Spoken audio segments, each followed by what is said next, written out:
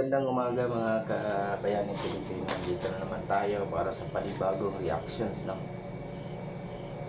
at komento.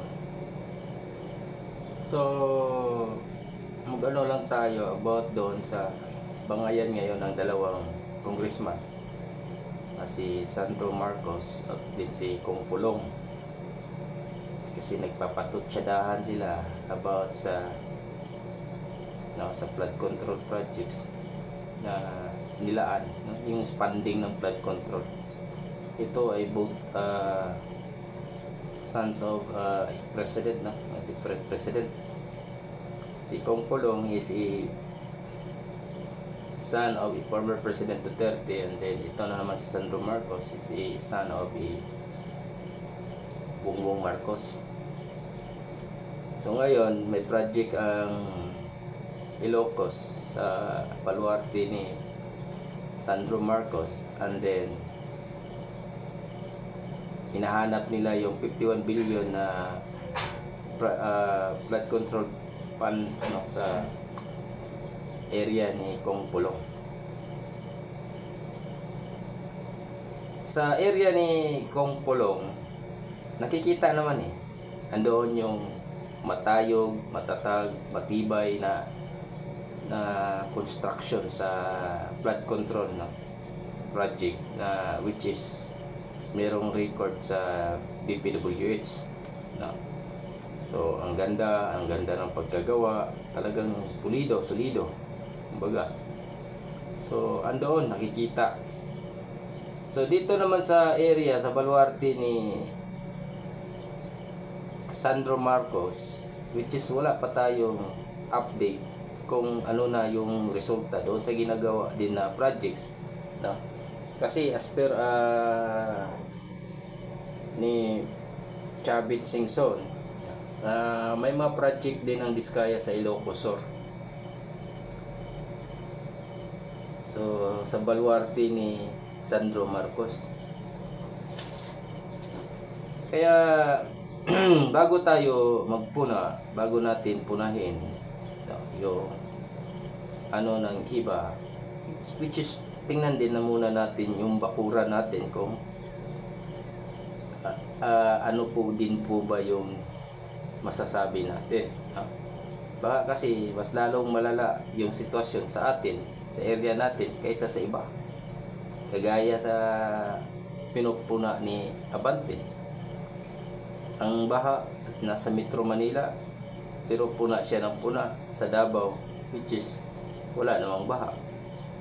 Kaya tuloy nagiging ingot ang kalalabasan, nagiging ingot tuloy si Abante. Matandang ulyanin na hindi niya alam na yung distrito niya andoon pala yung malaking problema. Bakit niya pinapakialaman yung ibang lugar na wala namang problema, wala namang issue sa baha? Ganon din yung kay Sandro, di ba?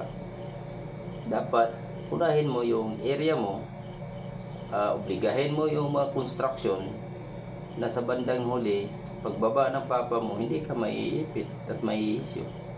Kasi nga, on the other hand, bata ka pa, baguhan ka pa dyan sa kongreso, then may involved ka kaagad sa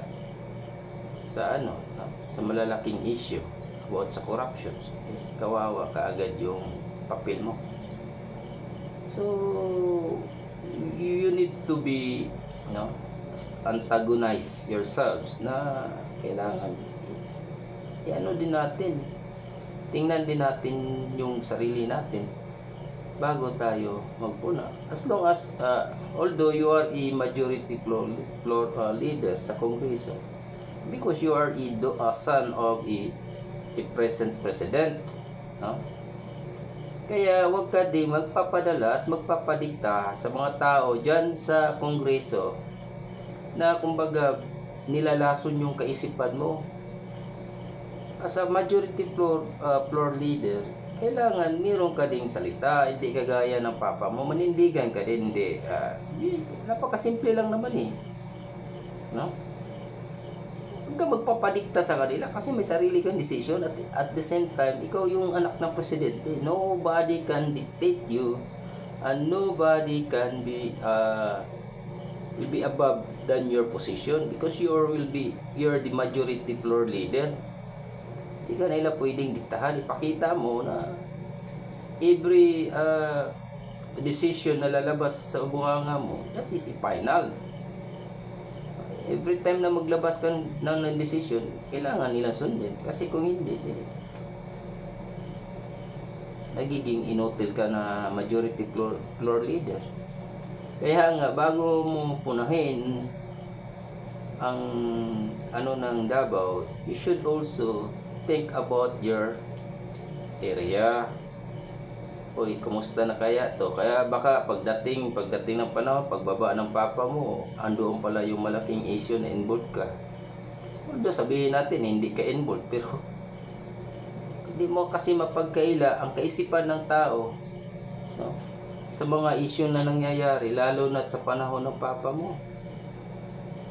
Kaya kailangan magdandahan ka din, mag-ingat-ingat, maghinay-hinay ka sa mga decision, sa mga sinasabi mo. Kasi baka babalikan ka, kagaya niyan. Ay kung magkataon sa 2028, halimbawa kung di talaga nila magupo si Inday Sara, tatakbong presidente yan, babalikan kayo dyan. Sana naman kayo dadamputin. Sa Hawaii na naman. Di ba? Kasi yung pagpapakidnap niya sa papa kay former President Duterte, that is a big violations na yan. Malaking yan. Sa tingin nyo, manahimik si Sara. Iba ang ugali ni Sara. Diba? Nagbabala na nga yung tatay niya na kung yan ang magiging sige, gusto nyo, baka di na kayo makabalik ng Pilipinas kung ganun. Diba? Kaya kailangan mag-ingat-ingat ka din. So you should also think about what you done. Kung ano yung ginagawa mo, kailangan pag-isipan mo. Alam ko na hindi ka pa matured pagdating sa politika. Hindi ka pa masyado experts pagdating sa mga issues na may kinalaman sa mga malalaking issue, no? Na kakaharapin balang araw. So, kailangan mo lang din maghinay-hinay. So, hanggang dito na lang mga kabayani Pilipino. Maraming salamat po. Ingat po kayo.